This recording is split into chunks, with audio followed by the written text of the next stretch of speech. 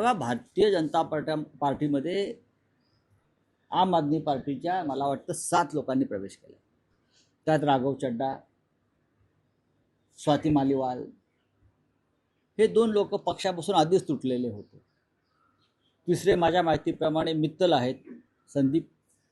त्यांच्यावर 4 दिवसापासून ईडीच्या धाडी पडतायत. उद्योगपती आहेत, त्यांच्या शैक्षणिक संस्था आहेत, धाडी पडल्या, पळून गेले. पाठक आहेत, त्यांच्यावरती काही कारवाई ईडीने सुरू केली, ते पळून गेले.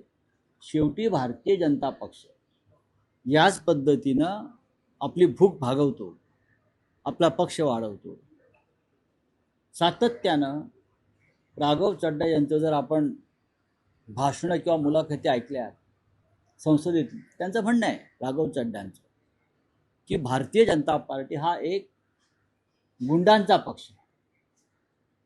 भारतीय जनता पार्टी पक्ष हा गुंडांचा आणि भ्रष्टाचारांचा पक्ष आहे आणि त्या पक्षामध्ये मी कधी जाणार नाही, हे राघव चड्डांचं वारंवारचं वक्तव्य आहे. मग भारतीय जनता पार्टी जो गुंडांचा पक्ष होता, मग आता पवित्र झाला. आणि ज्याने तुम्हाला गुंडांचा पक्ष म्हणाले राघव चड्डा, तर राघव चड्डाला घेऊन काय तुम्ही काय त्याला वॉशिंग मशीनमध्ये टाकलं? भारतीय जनता पक्षाचं सध्याचं चित्र पाहता मला महाभारतातलं एक पात्र आहे बकासूर. त्या बकासुराची आठवण येते. बकासुराची भूक कधीच भागत नव्हती, जे मिळेल ते खायचा, दगड धोंडे पण खायचा, बरं का, पण भूक भागत नव्हती. तसा हा भारतीय जनता पक्ष दिसेल ते खात सुटलेलं. त्याचं पोट काय भरत नाही, पण त्याचं पोट केव्हा तरी फाटेल आणि त्या पोटातून बरीच पापं बाहेर पडतील.